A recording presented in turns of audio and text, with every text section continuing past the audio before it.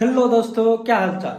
अभी मैं लेक्चर 5 तक आप लोग को बता चुका हूँ। और लेक्चर 5 तक कहाँ तक बताए हैं भैया? यहाँ तक बता दिए थे लेक्चर 5 में। आज लेक्चर क्या चालू करेंगे? Lecture number 6।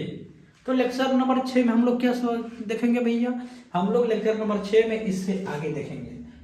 इससे पहले इसको रिकॉर्ड करवा दे रहा हूँ। इसमें हम लोग क्या कहे थे ना, इसमें ये कहे थे कि हमारा जो क्या थी, सिनेप्टिक वेसिकल्स के अंदर न्यूरोट्रांसमीटर बड़ी होती है। और न्यूरोट्रांसमीटर जब यहाँ पे क्या होती है, जब यहाँ से सोडियम क्या होती है, सॉरी कैल्शियम बाहर जाती है, तो यहाँ पे क्या होती है, न्यूरोट्रांसमीटर में क्या होती है, चिपक जाती है। और वहां से क्या होती है, synaptic vesicles pre synaptic membrane पे आके आ जाती है। वहां से न्यूरोट्रांसमीटर क्या होती है, रिलीज होकर रिसेप्टर तक जाती है। और वहां से हम देखते हैं जो न्यूरोट्रांसमीटर जो होती है ना, ये जो इन्फॉर्मेशन देने का काम करते हैं भाई, ये दो टाइप से होती है। अब ये भी इसमें एग्जाम्पल देखेंगे कि अब जब आप लोग ऑपरेशन करने जाते हैं तो कहीं का क्या होती है, वहां का पता नहीं चलता है कि यहाँ पे जो हम लोग किल चुबाते हैं ना, तो यहाँ का मुझे पता नहीं चलता भैया, यहाँ पे काट रहा हूँ, हथौड़ा मार रहा है या किसी ऑपरेशन कर रहा है ना, तो मुझे वहां का क्या पता ही नहीं चलता भैया। तो मैं अब ये दिखाने का प्रयास कर रहा हूँ, ये जो न्यूरोट्रांसमीटर भैया है ना, ये भी कितना होती है, दो टाइप से होते हैं। वैसे इससे पहले भी बता दिया हूँ, लेकिन यहाँ पे भी लिख दे रहा हूँ ताकि आप लोग को एक ही सिस्टमेटिकली चाहो लेक्चर आप लोग को दिमाग में आते हुए, ठीक है। तो हम देखते हैं भैया न्यूरोट्रांसमीटर क्या क्या बोले थे। एक क्या होती है, एक बोलो बताओ, बताए थे कुछ देर पहले। एक होता है एक्साइटेड, एक होता है एक्साइटेड, जिसको हम लोग क्या बोलते हैं, एक्टिवेट, या इसको बोलते हैं एक्टिवेट।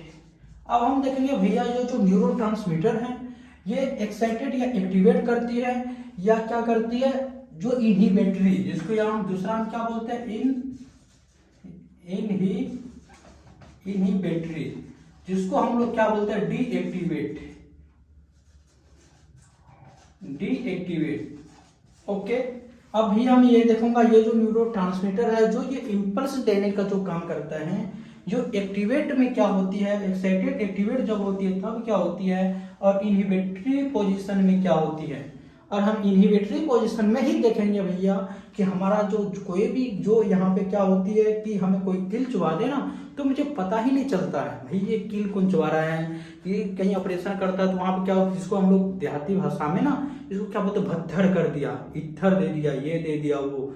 वहां क्या करते हैं, जो न्यूरोट्रांसमीटर है ना, वहां का क्या करते हैं, ये केमिकल रिलीज कर, कौन, इनहिबिटरी डीएक्टिव कर देता है वहां पे, ठीक है। तो मैं चलो लेके चलता हूँ, इनहिबिटरी पहले ले लेता हूँ कि न्यूरोट्रांसमीटर में जब हम इनहिबिटरी डीएक्टिव को रिलीज करेंगे तब क्या होगा इंपल्स में, तो उसके बाद देखेंगे जब एक्साइटेड या एक्टिवेट करेंगे तब क्या होगा। चलो मैं इसको साफ कर दे रहा हूँ। इसको साफ करके मैं फिर से ये बनाऊंगा, ये ग्राफ क्या करूंगा, फिर से मैं बनाने का प्रयास करूंगा। ओके। तो हम सबसे पहले ये देखते हैं, कैमरा सही है ना, कैमरा सही है। तो हम ये देखते हैं कि हम फिर से ले लेते हैं, ये क्या है, ये है एक्सॉन का अंतिम वाले भाग। ये कौन सा है, ये कौन सा है, डेंड्रॉन का। अरे भैया कलर चेंज कर लेता हूं ताकि आप लोग को कोई सा भी दिक्कत नहीं हो। आज होने ही नहीं देंगे दिक्कत, यहाँ से लेके यहाँ तक, यहाँ तक, यहाँ तक, उसके बाद यहाँ तक, यहाँ तक कोई दिक्कत, यहाँ पे कोई दिक्कत। अब हम देखते हैं जब हम लिखते हैं,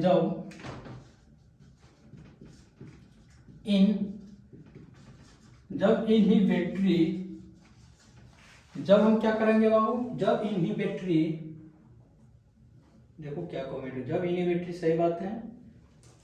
और लिखो क्या लिखता है, देखो जब इनहिबिटरी ट्रांसमिशन,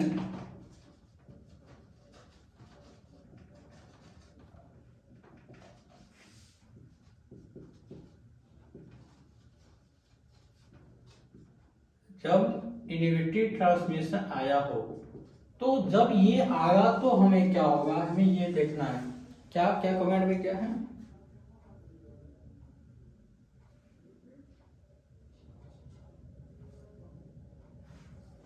अरे सही है। देखो चाहे आप ये लिखो चाहे ये लिखो, बात बराबर ही होता है। चलो लिख दे रहा हूँ कि हम यहाँ पे लिख देते हैं ट्रांसमिशन, जब यहाँ पे क्या हो, जब लिख दे,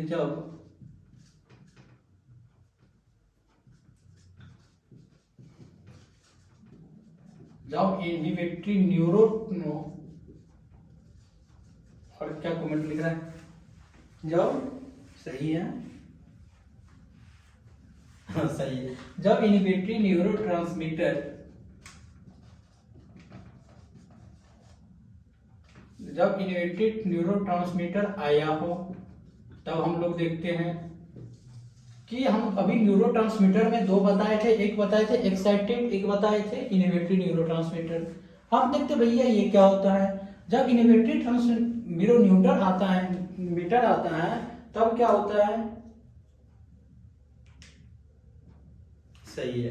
देखो जब ये आता है ना, हम यहाँ पे लिख देते हैं, जब यहाँ पे लिख दो क्या कलर, जब इनहिबिटरी न्यूरो ट्रांसमीटर आता है,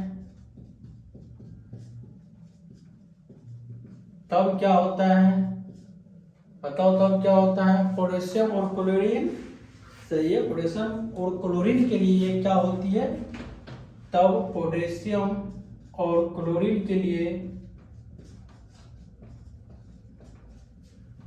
जो मेम्ब्रेन होती है वो क्या होती है, पारगम्य हो जाती है, यानी परमेबल हो जाती है, क्या हो जाती है, परमेबल हो जाती है। आप लोग हिंदी में लिख दिए ताकि आप लोग को कॉन्सेप्ट क्या हो, पूरा बने रहे।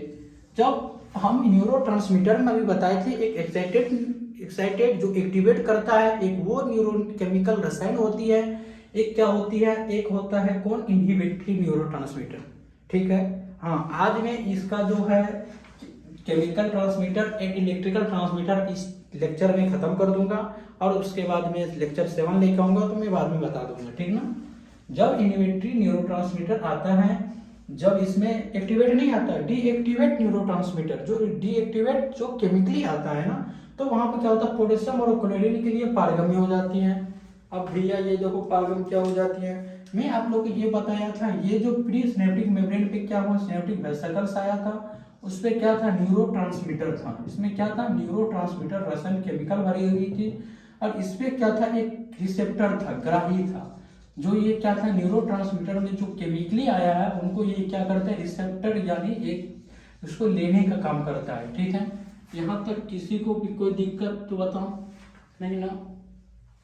हम ये इससे पहले वाला लेक्चर में ये बता चुका हूं कि जो होता है ना कि पोटेशियम जो हमें यहाँ पे इसका जो कितना था, -70 मिलीवोल्ट, ये क्या था, रेस्ट अवस्था में था। इसमें क्या था, पोटेशियम क्या था भाई, निकल रहा था, तो उसको मैनेज करने का काम कौन करता था, सोडियम पोटेशियम एटीपेज एंजाइम।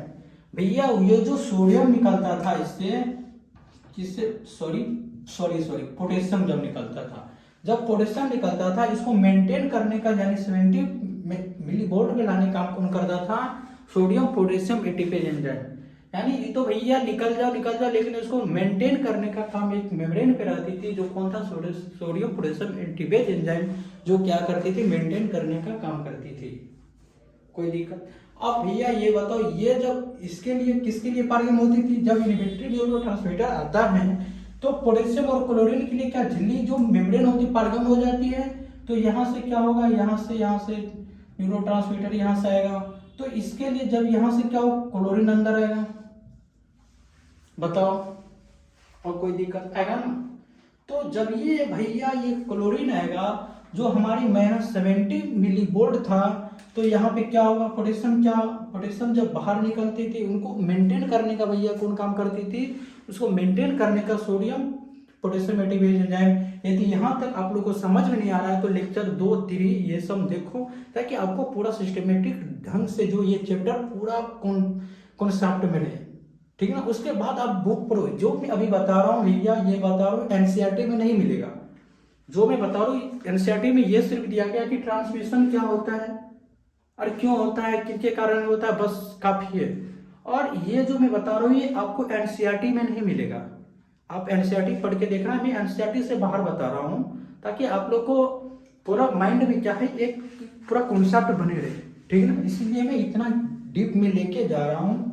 तो यहाँ पे जब ये क्लोरीन आएगा तो यहाँ पे जो -70 मिली वोल्ट था तो यहाँ पे कितना हो जाएगा, -100 मिली वोल्ट हो जाएगा, -200 मिली वोल्ट हो जाएगा, 300 हो जाएगा मिली वोल्ट, ऐसे कि 600 हो गया, -700 मिली वोल्ट हो गया।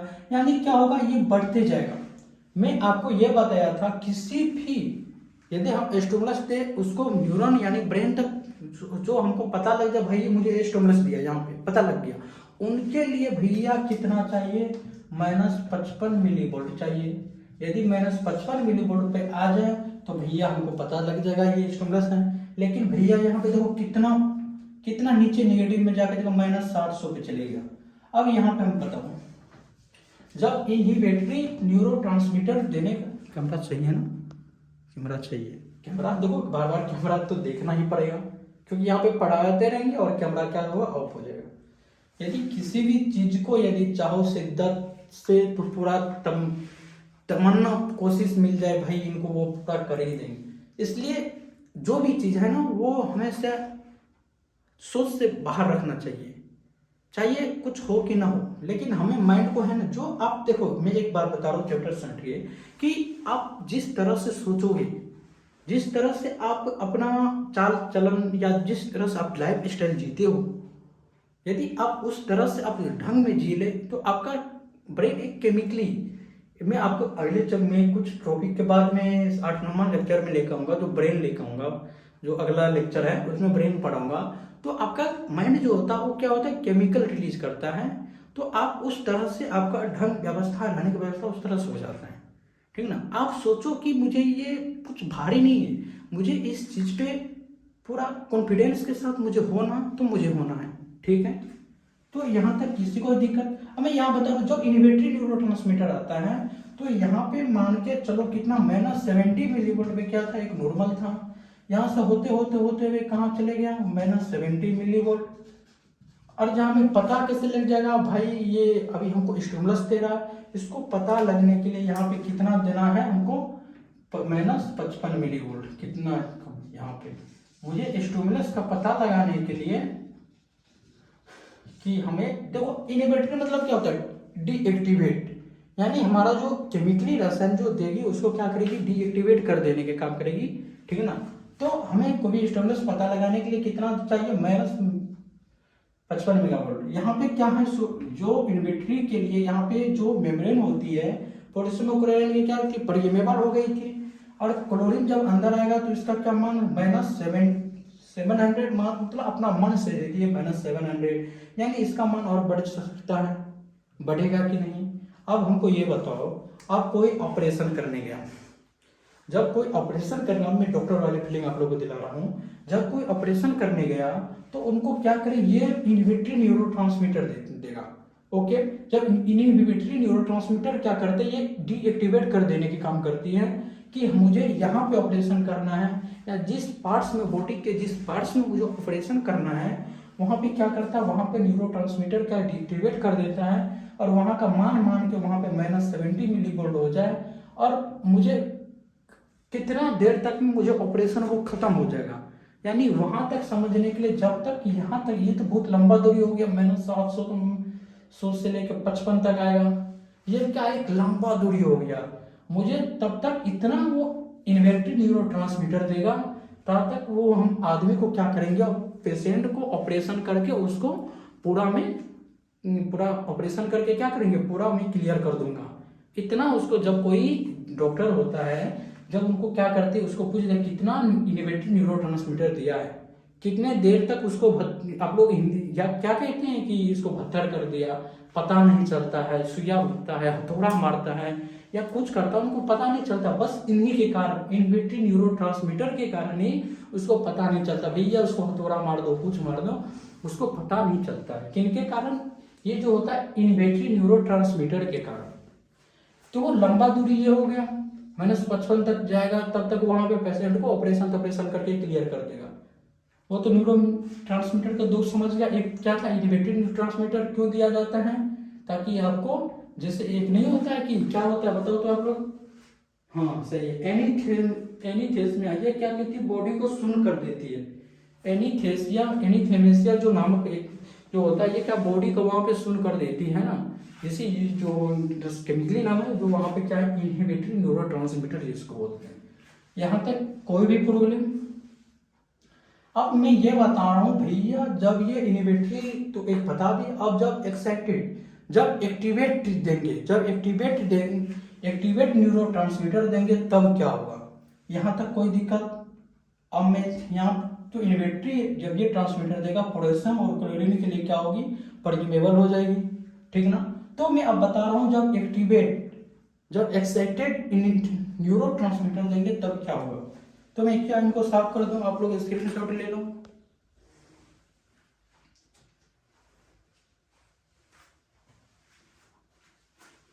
क्या मैं साफ कर दूं, मैं पूरा साफ कर दूं, देखो। अब मैं ये बता रहा हूं भैया, जब क्या होती है ना, जब क्या करेंगे, जब क्या करें, यहां पे लिख दूं क्या, यहां पे जब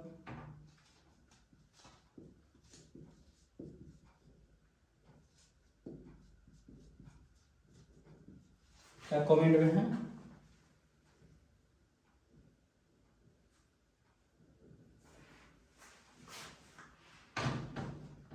देखो लिखते चलो यहाँ पे, ठीक है ना। जब एक्साइटेटरी न्यूरोट्रांसमीटर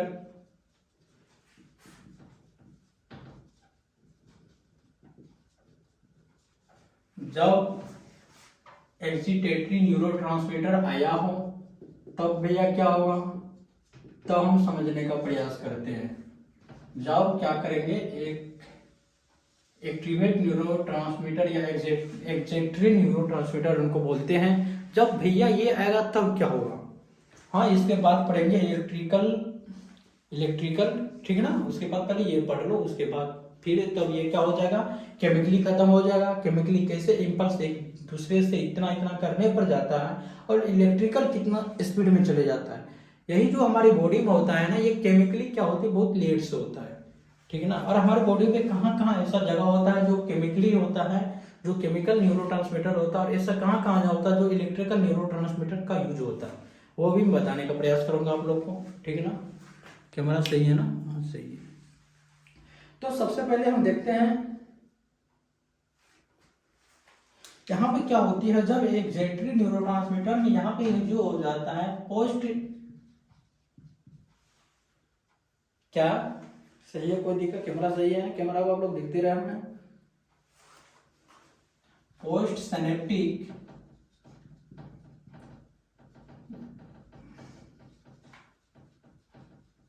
सिनेप्टिक मेम्ब्रेन में किसका होती है, सोडियम और कैल्शियम की पारगम्यता क्या होती है, बढ़ जाती है। क्या होगा भाई, बढ़ जाता है। यहां तक कोई दिक्कत, सही है। तो देखो सही है, यहां तक आप लोग देखो, जब हम एक्टिवेट जो एक्साइटेड जिसको बोलते थे, जब न्यूरोट्रांसमीटर में, वहां पे क्या होती है, जो पोस्ट आप लोग ऊपर में बताए थे प्री सिनेप्टिक मेम्ब्रेन, और नीचे जो डेंड्रोन नीचे वाले भाग थे उनको क्या बताए थे, पोस्ट सिनेप्टिक मेम्ब्रेन। उसमें क्या होती है, यहाँ पे चलो हम फिगर फिर बना दे रहे हैं ताकि आप लोग को कोई दिक्कत, अरे कर कहाँ क्या हो जाता है, यहाँ पे ऐसे ऐसे ऐसे ऐसे ऐसे होता है, तो फिर यहाँ पे ये प्री सिनेप्टिक मेम्ब्रेन हो गया, और ये क्या हो गया, पोस्ट सिनेप्टिक मेम्ब्रेन। आप लोग को दिखाई दे रहा है क्या, मैं देख सकता हूँ, हाँ बिल्कुल दिखाई दे रहा है। तो यहाँ पे ये बताया था भैया, ये जो पोस्ट सिनेप्टिक मेम्ब्रेन होता है ना, इनके लिए क्या होता है, सोडियम और कैल्शियम की जब ये पारगम्यता बढ़ जाएगी तो क्या होगा वहां पे, चलो क्या होगा वही बता रहा हूँ। तो यहाँ पे क्या होगा, सिनेप्टिक वेसिकल्स है, इसमें न्यूरोट्रांसमीटर एक रसायन भरी होती है। यहाँ पे क्या होता है, रिसेप्टर होता है, जो पहले मैं कई बार भुगते आया हूँ। ये न्यूरोट्रांसमीटर केमिकली है, ठीक है। और कोई दिक्कत इसमें? ये क्या हो भाई, विरामावस्था में सही है, कोई दिक्कत नहीं। हाँ, ये जो क्या भाई, ये विरामावस्था -70 मिलीवोल्ट, ठीक है। जब हम देखते हैं ये जो न्यूरोट्रांसमीटर है, ये रिसेप्टर से जब आएगा तो यहाँ पे क्या, किसके लिए पारगम्य होती है पोस्ट मेम्ब्रेन? ये सोडियम और कैल्शियम के लिए। जब ये अंदर क्या होगा, सोडियम और कैल्शियम आएगा तो इसका मान क्या होगा ना, इसका मान क्या होगा, -55 तक बहुत जल्दी आ जाएगा। मान के यहाँ पे -70 मिलीवोल्ट था, ठीक ना? क्या क्या कमेंट हो रहा है? हाँ, अरे सही है, -70 है और -55 है। तो हम देखते हैं, थोड़ा दूर लिख लेते हैं, -70 मिलीवोल्ट। और यदि सोडियम और कैल्शियम यदि पोस्ट सिनेप्टिक मेम्ब्रेन पे यदि आएगा तो यहाँ पे मैंने 70 मिलीवोल्ट आपको बताया, किसी का भी औकात होना चाहिए, यानी स्टिमुलस पैदा करने के लिए, यानी इंपल्स पैदा करने के लिए उसका कितना मान, यदि -55 मेगा मिलीवोल्ट आ जाए भैया, तब तो उसको स्टिमुलस यानी उद्दीपक आ जाएगी, तब वो आवेग का क्या होगा, संचरण करेगा। भैया यहाँ पे तुरंत कोई कील चुभ रहा है तो किसके कारण -50 मिलीवोल्ट होना चाहिए, -70 में क्या है, नॉर्मल अवस्था में रहता है। जब ये पोटेशियम आयन जब निकल रहा था तो सोडियम पोटेशियम एटीजीएफ एंजाइम उसको मेंटेन करने का काम कर रहा था, ये मैं पहले बता चुका हूँ। और मैं बताऊँ यहाँ पे जो जब सोडियम पोटेशियम आएगा तो यहाँ पे जल्दी से क्या होगा, -55 मिलीवोल्ट जाने का प्रयास करेगा। यहाँ पे लिख दो जल्दी से, सही बात है, देखो क्या लिख भी रहा है, कितना स्पीड में जवाब भी दे रहा है। जल्दी से क्या करेगा, -50 मिलीवोल्ट प्राप्त कर लेता है।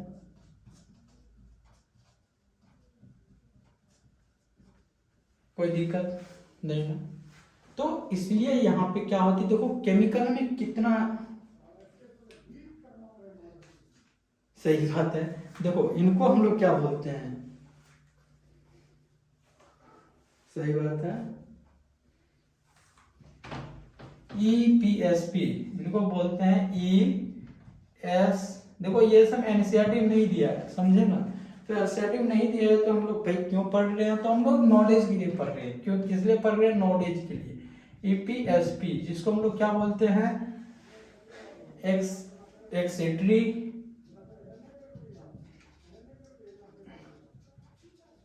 एक्सेट्री पोस्ट, एस से क्या होगा बताओ, नहीं बताओ तुम लोग बताओ, सिनेप्टिक मेम्ब्रेन, सही बात है, एक्सेट्री पोस्ट सिनेप्टिक मेम्ब्रेन। कोई दिक्कत यहाँ पे? एक और इसका नाम होता है, ये नाम बता रहा हूँ, इसका नाम क्या होता है, IPSP। मतलब क्या होता है बताओ, इसका होता है inhibitory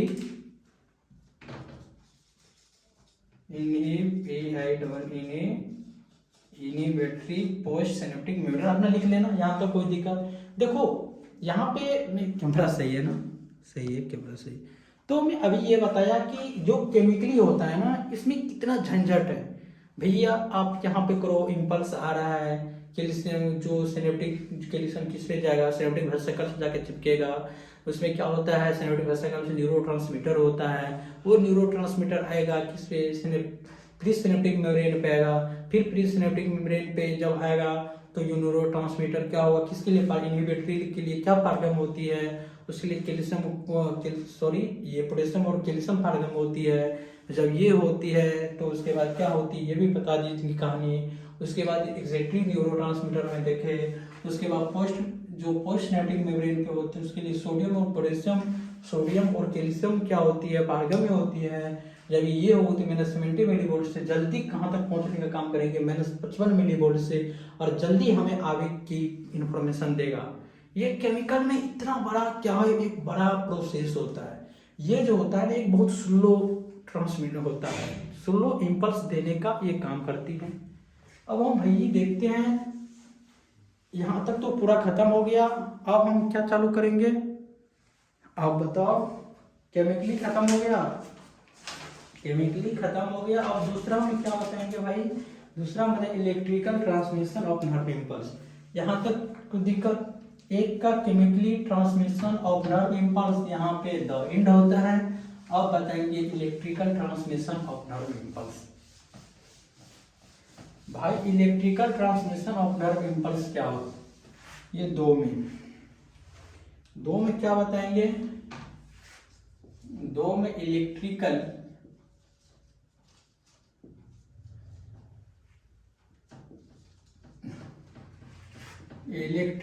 transmission of nerve impulse.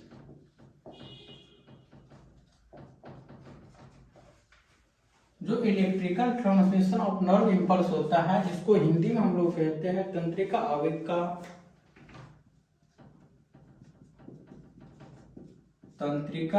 का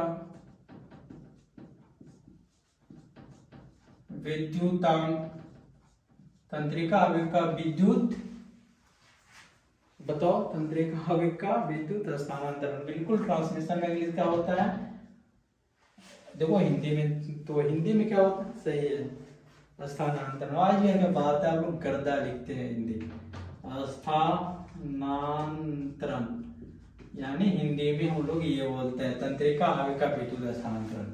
अभी तो हम क्या, अभी तक में क्या खत्म किए भाई, chemical transmission of nerve impulse. लेकिन भाई सुन लो, ये ज्यादा कम नहीं, बहुत एक नॉर्मल है और ये बहुत फास्टली होता है। ये बहुत जल्दी आवेग को एक बहुत जल्दी इंफॉर्मेशन देने का काम करती है। लेकिन केमिकली में इधर दो, वो आ गया, बहुत धीमे धीमे से हो रहा था। लेकिन इलेक्ट्रिकल ट्रांसमिशन नर्व इम्पल्स में बहुत जल्दी होगा। हम electrical transmission of nerve impulse में देखें तो इसमें देखने का प्रयास सबसे हम लोग पहले करते हैं। क्या मैं चालू कर दूं, कैमरा सही है ना, सही है। तो भैया ये देखो इलेक्ट्रिकल ट्रांसमिशन में क्या होती है, इसमें भी हम चित्र बना के समझाने का प्रयास करते हैं कि यहाँ पे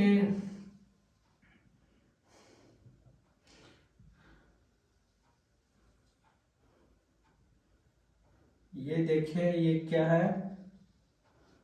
क्या है, इलेक्ट्रिकल बता। अरे भैया क्या गलती हो गया,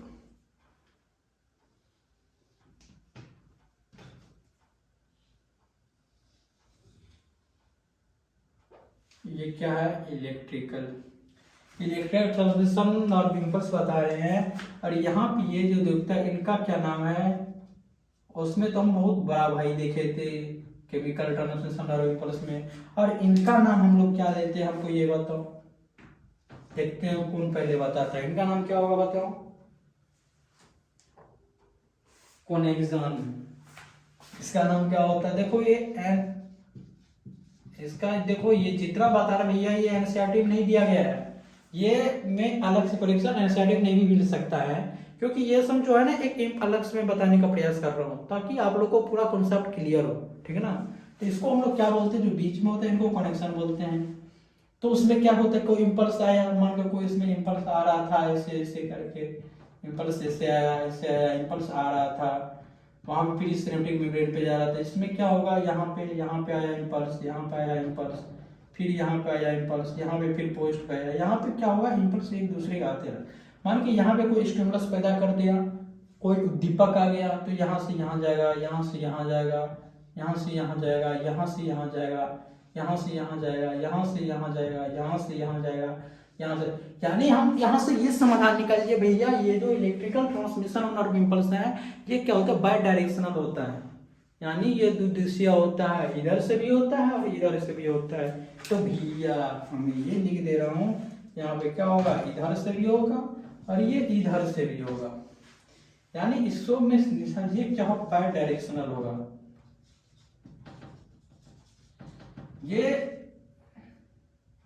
ये क्या होगा, बाय डायरेक्शनल होगा। कौन होगा, electrical transmission of nerve impulse जो होता है क्या होगा, बाय डायरेक्शनल होगा। यहां तक कोई दिक्कत बताओ।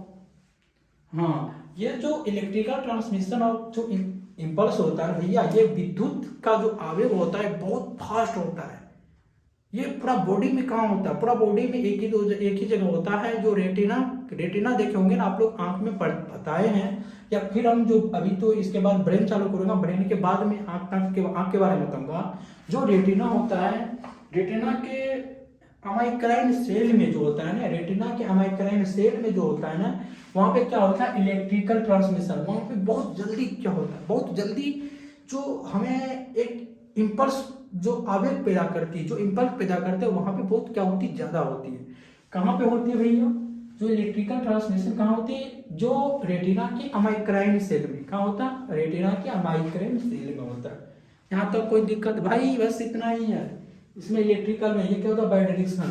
और बहुत सारे एग्जाम में भैया ये भी पूछ देता है, क्या पूछ देता है कि जो केमिकल ट्रांसमिशन और chemical transmission of nerve impulse and electrical transmission of nerve impulse between, दोनों के बीच में अंतर क्या है, मुझे वो भैया बता दो। ये भी एग्जाम में पूछा जाता है, तुम्हें क्या दोनों का अंतर बता दो। अभी यहाँ तक ये बहुत खत्म हो गया। ये केमिकल में जितना था ना उतना इसमें नहीं है। याद रखना, दोनों का जो क्या है, कनेक्शन के बीच में होता है। जो यहाँ पे इम्पल्स ये क्या होता है, बाई डायरेक्शनल होता है। बस यहाँ तक पढ़ना, कोई दिक्कत। मैं अभी ये बता रहा हूँ, उसके बाद केमिकल ट्रांसमिशन एंड उस और इलेक्ट्रिकल ट्रांसमिशन के बीच में अंतर क्या होती है, ठीक है ना। तो मैं इसको साफ कर दे रहा हूँ, पूरा साफ कर दे रहा हूँ। अगला लेक्चर कितना होगा, 5, अगला लेक्चर 7 होगा ना, उसमें ब्रेन का बताऊंगा, ठीक है ना। तो आज तो इम्पल्स खत्म हो जाएगा, बहुत दिनों से चल रहा है ये जर्नी, और आज जर्नी को आज मैं खत्म करने का प्रयास करूंगा। तो मैं लिख दूं क्या, इलेक्ट्रिकल केमिकल ट्रांसमिशन, तेरी मोहब्बत में पागल रहते हैं। दूसरा क्या होगा, इलेक्ट्रिकल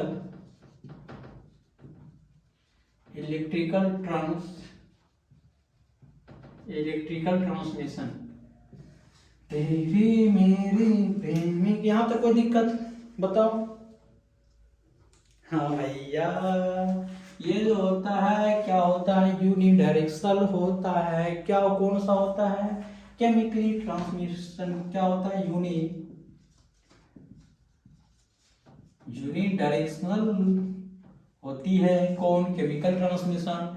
और भैया ये क्या होता है, इलेक्ट्रिकल ट्रांसमिशन। अभी तुरंत बताए, ये फास्टली होता है, ये फास्टली होता है। इनको हम लोग क्या बोलते हैं, बाय डायरेक्शनल, बाय डायरेक्शनल होती है। भाई ये द्विदिशीय होती है। हिंदी में क्या लिखेंगे, इसका यूनिडायरेक्शनल का एक दिशीय, ठीक ना। और इनको क्या एक दिशीय मतलब नहीं समझे, एक ही। तो इनका मैं एक चित्र बना दूं क्या भैया, चित्र बना लो। अभी मैं बताया हूँ इनका चित्र क्या होगा। इनका चित्र यहाँ से यहाँ पे ले लो, सॉरी यहाँ पे, यहाँ से लेके यहाँ से लेके यहाँ से लेके, ये क्या होता है, ये क्या होता है, एक दृश्य होता है ना, होता है ना एक दृश्य। ये क्या होता है, एक दृश्य होती है, एक ऐसे। लेकिन भैया यहीं का बात करें तो ये ऐसे होके यहाँ पे आता है, फिर यहाँ से लेके यहाँ पे आता है, सॉरी, फिर यहाँ से लेके यहाँ आता है, फिर यहाँ से लेके यहाँ पे आता है, और बीच में क्या होता है, कनेक्शन होता है। अभी जो बताया ये क्या होता है, बाय डायरेक्शनल होता है। कोई दिक्कत तो बताओ दो।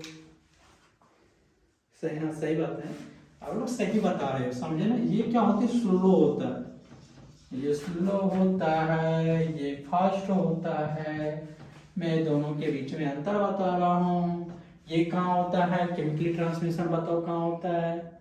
ये समस्त जितना बॉडी होता है ना भाई, यहाँ पर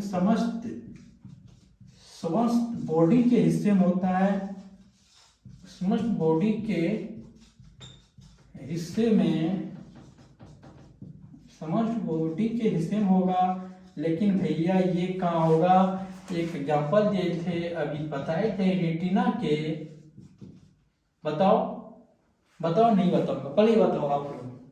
हाँ बिल्कुल, रेटिना के अमाइक्राइन सेल में होता है, अमाइक्राइन सेल में होती है। क्या होती है, electrical transmission of nerve impulse. तो कोई दिक्कत, यहाँ तक कोई दिक्कत। और यहाँ पे आप लोग का जो है इम्पल्स लगभग सब कुछ खत्म हो गया।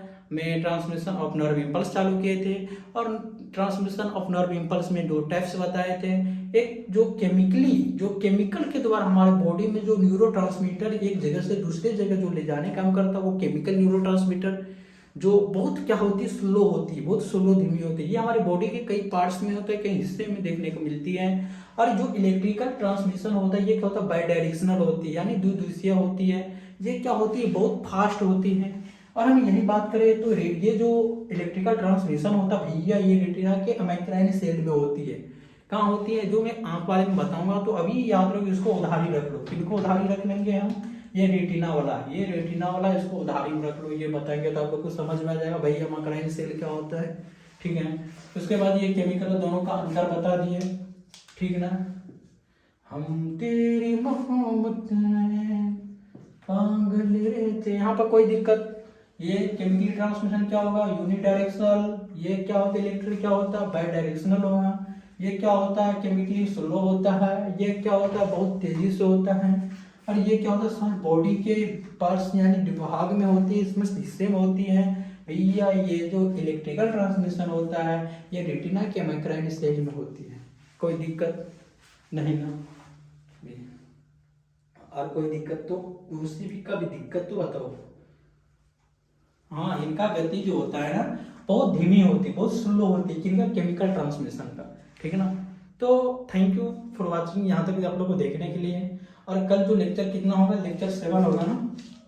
हाँ, कल का यहाँ पे लिख दे, कल यहाँ तक तो एंड हो गया और कल लेक्चर 7 होगा। सॉरी, यहाँ पे लिखते हैं कल लेक्चर कितना होगा, 7। और कल लेक्चर 7 में हम क्या बताएंगे, ब्रेन के बारे में। क्या बताएंगे, ब्रेन के बारे में।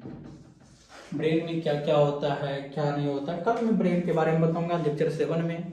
तो आज के लिए यहीं पे अलविदा लेते हैं। थैंक यू दोस्तों, मिलते हैं बाद में लेक्चर 7 में ब्रेन को लेके।